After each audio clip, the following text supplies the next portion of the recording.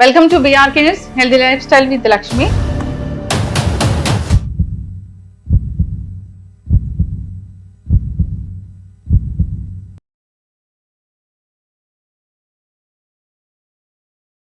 Welcome to BRK news.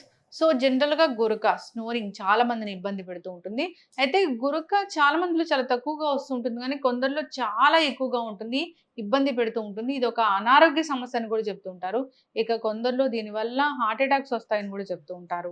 వాస్తవమైన గురక అనేది ఎందుకు వస్తుంది, రాకుండా జాగ్రత్తలు ఏంటి, గురకకి ట్రీట్మెంట్ అనేది ఏముంది, సో దీని గురించిన పూర్తి వివరాలు తెలుసుకుందాం.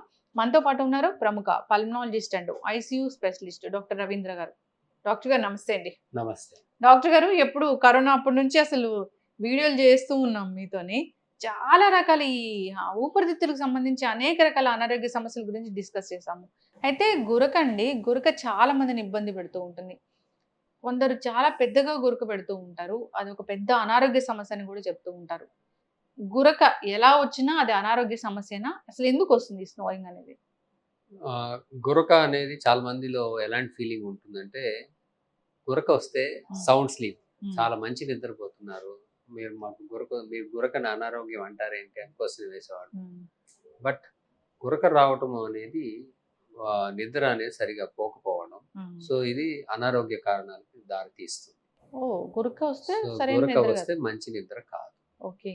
సో ఏమవుతుందంటే, మనము బాగా పగలు కొన్ని గంటలు నిద్రపోతాం, కొన్ని గంటలు మెలకువగా. ఈ నిద్రపోవటము, రెస్ట్ తీసుకోవటం అనేది మినిమం టు మినిమం లెక్క ప్రకారం 8 గంటలు మనం ఎవరైనా నిద్రపోవాలి. మిగతా గంటలు మేల్కొని ఉంటాం. సో ఒకసారి మనం మేల్కొని ఉన్నాక ఒక వ్యక్తి 72 నుంచి 96 గంటలు కనుక నిద్రపోకుండా ఉంటే, వాళ్ళు దాదాపుగా సైకలాజికల్ అయిపోయి పిచ్చి వాళ్ళకి అయిపోయే ఛాన్స్ ఉంది, ప్రాణ ప్రమాదం వస్తుంది. సో అలానే కొంతమంది ఏం చేస్తారంటే 4 గంటలు 3 గంటలు అట్లా పడుకుంటా ఉంటారు. దానివల్ల ఏమవుతుందంటే వాళ్ళకి క్రానిక్ నిద్రలేమి వస్తుంది, అంటే తక్కువ సరిపోక. సో దానివల్ల కొంత నిద్రపోతుంటారు కాబట్టి వాళ్ళు సైకాలజికల్గా మారిపోకుండా వేరే ఎఫెక్ట్స్ కనబడతారు. అయితే ఈ నిద్ర లేకపోవడము అనేది, వాళ్ళు 8 గంటలు పడుకున్నా మేబీ 2 అవర్స్కే ఈక్వల్ అవుతుంది ఈ గురకున్న వాళ్ళ. మంచి స్లీప్ కాదు. మామూలుగా మనం నిద్రపోయినప్పుడు ఏమవుతుందంటే, మనం బాగా రెస్ట్లోకి వెళ్తున్నాం, మన హార్ట్ రేటు తగ్గుతుంది. సో హార్ట్ కూడా రెస్ట్కి వెళ్తుంది, బ్రెయిన్ కూడా ఒక స్టేజ్ నిద్రలోకి వెళ్తుంది. ఒక బ్రెయిన్ స్టేజెస్ కూడా 4, అంటే NREM sleep stage, REM sleep stage అని, అందులో బ్రెయిన్ కూడా సైకిల్స్లోకి వెళ్తుంది. బాడీ అంతా కూడా రిలాక్స్ అయిపోతుంది. బాడీ, మన కండరాలన్నీ రిలాక్స్ అయిపోయి ప్రశాంతం, మన పొజిషన్ మనకే తెలియదు. సో అలాంటి పొజిషన్లోకి వెళ్ళాల్సిన వాళ్ళము వెళ్తున్నప్పుడు గొంతు దగ్గర కండరాలు ఏవైతే ఉన్నాయో అవి కూడా రిలాక్స్ అయిపోతాయి. ఈ రిలాక్స్ అయిపోయినప్పుడు కొంతమందికి ఈ నాలుక పెద్దగా ఉండటం వల్ల కానీ, లేకపోతే అక్కడ శ్వాస, ఈ కండరాలు ఎక్కువగా రిలాక్స్ అయిపోయి అది ఊడిపోవటం వలన ఊపిరాడడం తగ్గుతుంది, ఫ్లో తగ్గిపోతుంది.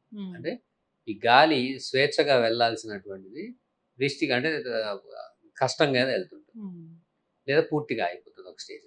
సాధారణంగా మీరు గురక పెట్టే వాళ్ళని గమనిస్తే, ఫస్ట్ వాళ్ళు నిద్రపోతున్నప్పుడు స్లోగా బాగానే వెళ్ళి నిద్రపోతారు, తర్వాత మెల్లగా గురక స్టార్ట్ అయ్యి అది పీక్ వెళ్తుంది. మళ్ళీ వెళ్ళేసరికి కాసేపు అయినా వాళ్ళు కదలటము ఆగిపోయి మళ్ళీ ఆగిపోతుంది, మళ్ళీ కాసేపు తర్వాత పీక్, ఇట్లా సైకిల్స్ రిపీట్ అవుతూ ఉంటుంది.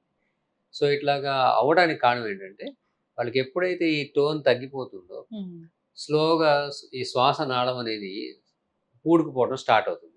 ఈ సగం పూడుకుపోవటము, ఈ మజిల్స్ కొలాప్స్ అవ్వడం, లేకపోతే 60% 70% కొలాప్స్ అయిపోయినప్పుడు సన్నని ద్వారం ద్వారా ఇది ఎక్సర్సైజ్ చేస్తున్నట్టుగా గట్టిగా గాలి వాళ్ళు తీస్తూ ఉంటే ఆ చుట్టుపక్కల ఉన్న ఆ మజిల్స్ అన్ని వైబ్రేట్ అవ్వడం స్టార్ట్ చేస్తాయి. అదే గురక.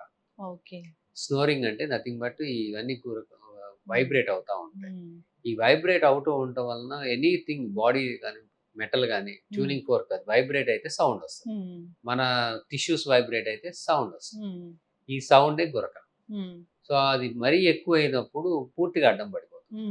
పూర్తిగా అడ్డం పడినప్పుడు వాడు ఊపిరి ఆగిపోతుంది. ఊపిరి ఆగిపోయింది అని అంటే వాళ్ళు మెలకువకు వస్తారు. సో ఈ మెలకువ రావడం అనేది కళ్ళు తెరిచి చూసి ఈ పరిసరాల యొక్క పరిజ్ఞానం కూడా ఉండకపోవచ్చు. సో ఫుల్ వేక్నెస్ కాకుండా హాఫ్ వేక్నెస్కి వస్తారు. ఈ హాఫ్ వేక్నెస్కి వచ్చినప్పుడు మళ్ళీ టోన్ పెరుగుతుంది, బాడీలో చేంజెస్. ఈ టోన్ పెరగటం వలన మళ్ళీ వాళ్ళకి సెట్ అయిపోయి మళ్ళీ సౌండ్ తగ్గిపోయి మళ్ళీ నిద్రలోకి వెళ్ళడం స్టార్ట్. ఇలా నిద్రలో సగం వెళ్ళటం, మళ్ళీ ఆగిపోవడం, మళ్ళీ టోన్ పెరగటం, ఆగటం అట్లా అవుతూనే ఉంటుంది. కాబట్టి వాళ్ళు నేరో అయినప్పుడు ప్రశాంతంగా నిద్రపోవాల్సిన వాళ్ళు ఎక్సర్సైజ్ చేస్తూ ఉంటారు to take break. So muscles relax అవ్వవు. 2 ఆక్సిజన్ అనేది పడిపోతుంది.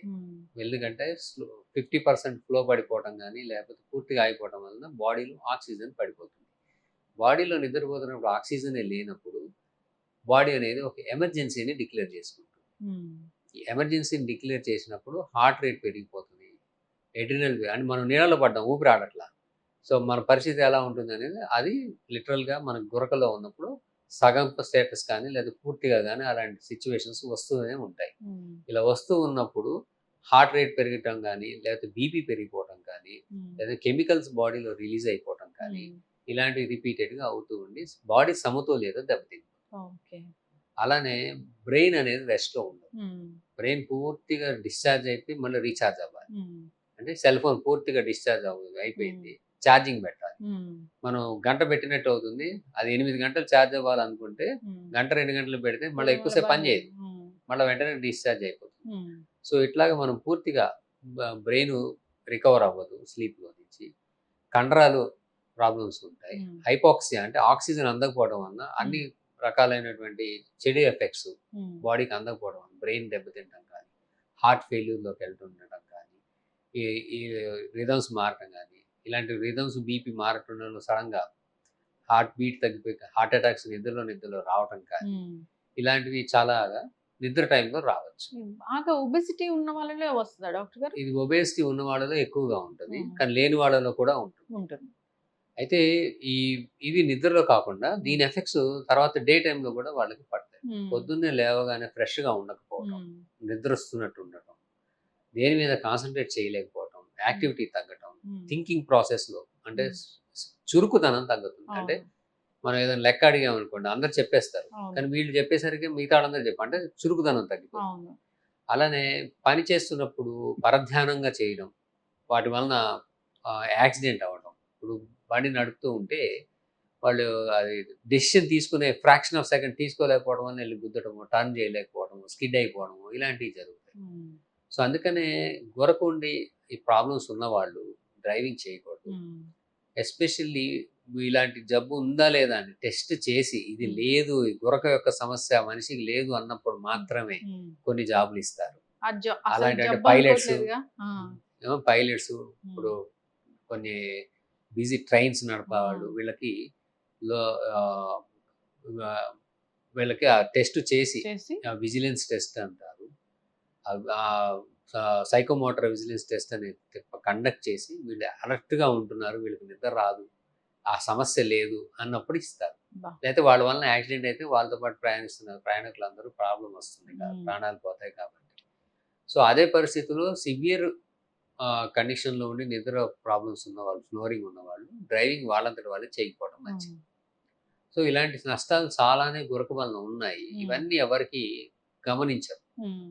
అంతేకాకుండా గురక క్రానిక్ 10 ఏళ్ళు 20 ఏళ్ళు భరిస్తూ ఉండటం వలన హార్ట్ ఫెయిల్యూర్ వచ్చేస్తుంది, కాళ్ళు ఉబ్బులు వచ్చేయడం, హైపాక్సియా పర్మనెంట్గా అయిపోయి వాళ్ళకి కార్పల్మేల్ అని రావడం, ఇలాంటివి కూడా అదర్ ప్రాబ్లమ్స్ వచ్చేస్తాయి. బీపీ ఎక్కువ ఉంటాం, షుగర్ కంట్రోల్లోకి రాకపోవడం, ఇవి నడుస్తుంటాయి.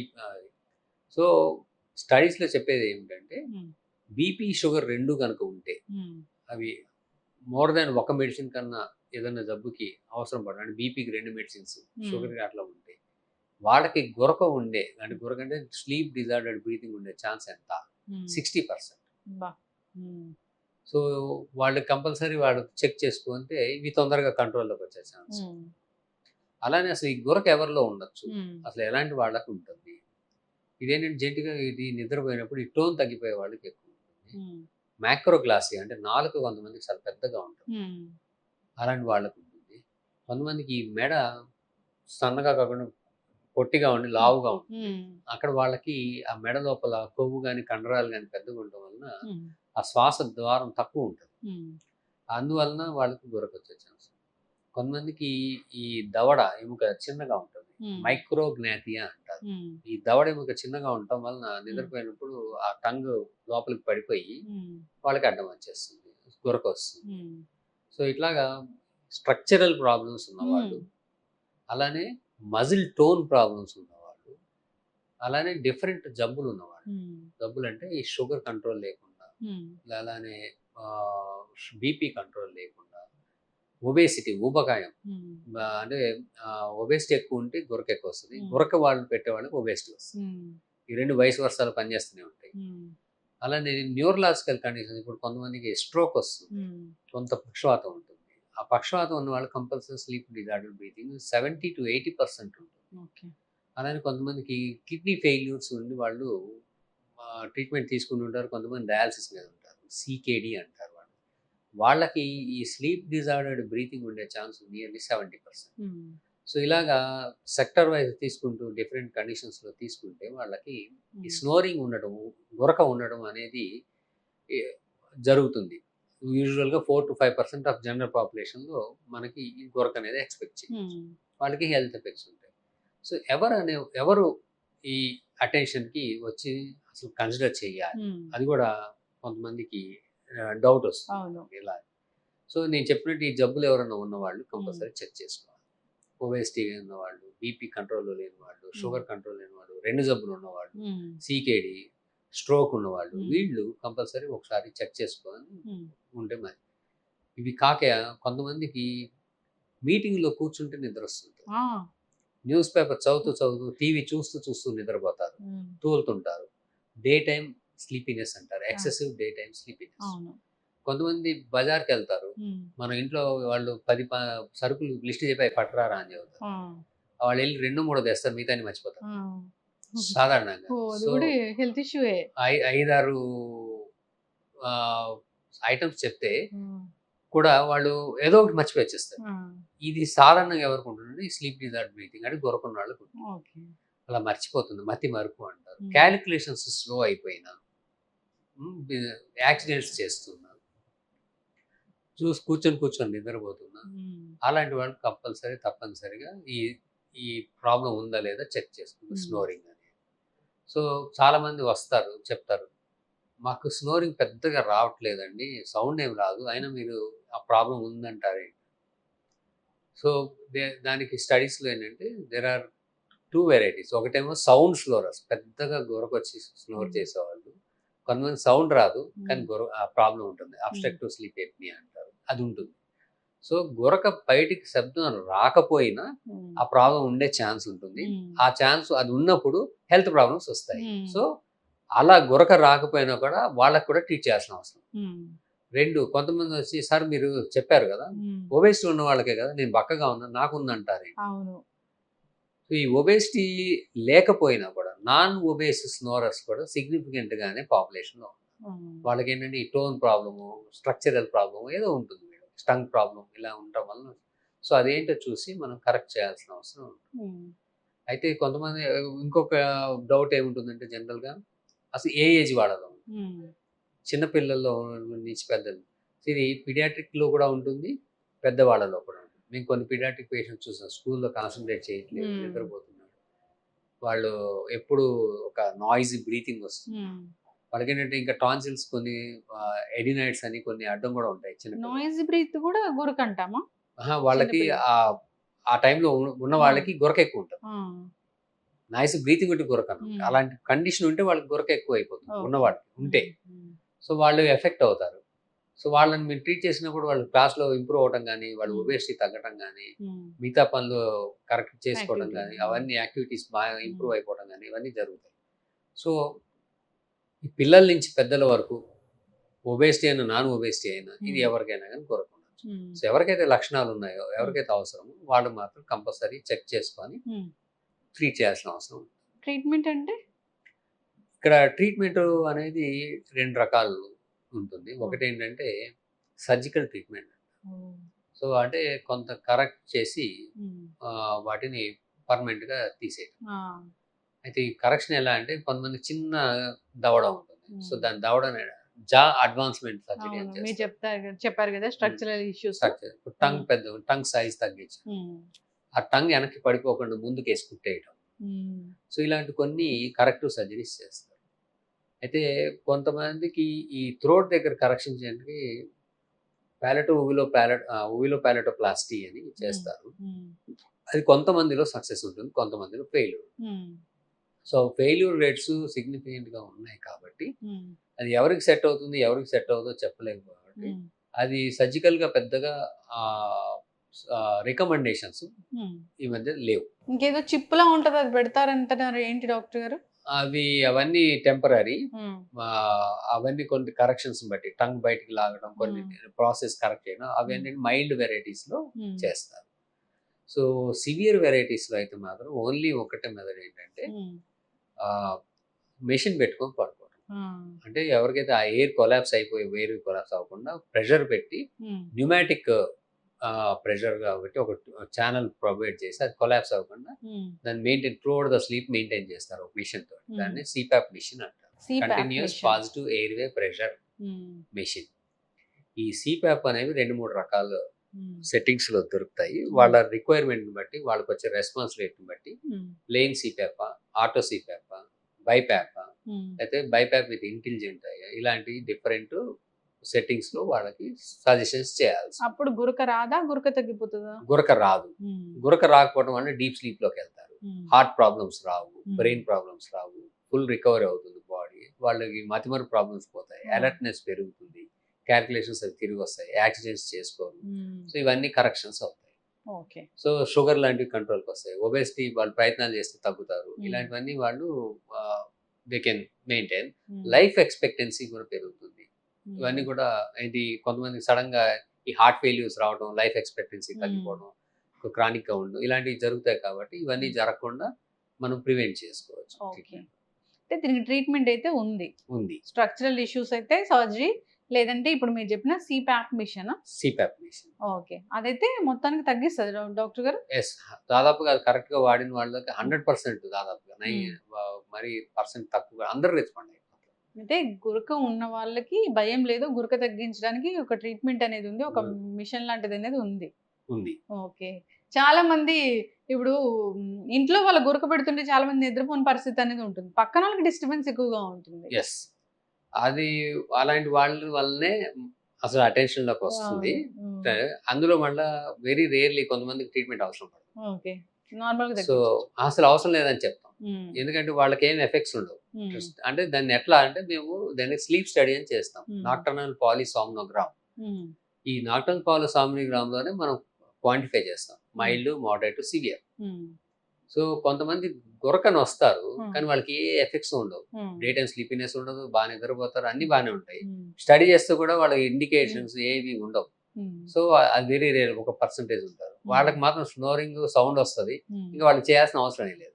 ఓన్లీ ఆ సౌండ్ కోసం మాత్రమే వాళ్ళకి మెషిన్ చెప్పాలి, లేకపోతే అసలు అవసరం పడదు. ఏమైనా టిప్స్ ఉన్నాయా డాక్టర్ గారు ఈ గురక రాకుండా?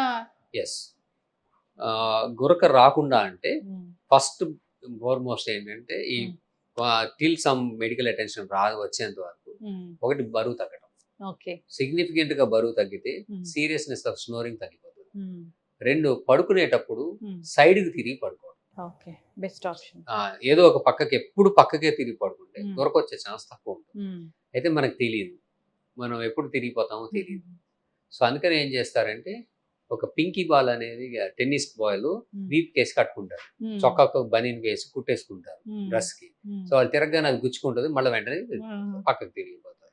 సో అలాంటి మెథడ్స్ కూడా ఫాలో అయ్యి ఎప్పుడు సైడ్కే పడుకుంటే అవుతుంది. కానీ అది ఎల్లకాలము కుదరదు కాబట్టి టిల్ సమ్ మెడికల్ అటెన్షన్, వాళ్ళు ట్రీట్మెంట్ తీసుకునే ఆస్కారం వచ్చేంత వరకు అలాంటివి వాళ్ళు ప్రయత్నాలు చేసుకోవచ్చు. చక్కగా చెప్పారు డాక్టర్ గారు. గురక అనేది ఒక సమస్య, అనారోగ్య సమస్య. గురక ఎందుకు వస్తుంది అనేది డాక్టర్ దగ్గరికి వెళ్తే చెప్తారు, దానికి ట్రీట్మెంట్ అవసరమా లేదా అనేది వాళ్ళే చెప్తారు. చాలా మంది గురకని లైట్ గా తీసుకొని అనారోగ్య సమస్యలు తెచ్చుకొని హార్ట్ అటాక్, చనిపోయిన వాళ్ళని కూడా చూసాం. పెద్ద పెద్ద సింగర్స్ కూడా అప్పుడు మనం డిస్కస్ చేయడం కూడా జరిగింది. ఎస్, అయితే ఇబ్బంది పడుతున్న వాళ్ళు ఒకసారి కాంటాక్ట్ చేయాలని కోరుకున్నామండి. ఇంకొక కండిషన్ చాలా మందికి ఇండియాలో మనకి ఉన్న పరిస్థితుల్లో థైరాయిడ్ అనేది ఒకటి చాలా మ్మ్. peak. ఈ థైరాయిడ్ సమస్య ఉంటే కూడా గురక ఎక్కువ గురుకు వస్తుంది. సో వస్తుంది. అందరికీ ఆ థైరాయిడ్ ఒకసారి మేము గురకున్న వాళ్ళకి చెక్ చేస్తాం. మ్మ్. సో అది కూడా ఒక మోస్ట్ కామన్. థైరాయిడ్ ఎంత కామన్, ఇప్పుడు గురక కూడా అంత కామన్ అని మనం గమనించాలి. గమనించి దాన్ని కూడా చూసుకోవాలి. Yes. చక్కటి ఇన్ఫర్మేషన్ డాక్టర్ గారు, ధన్యవాదాలు. నమస్తే.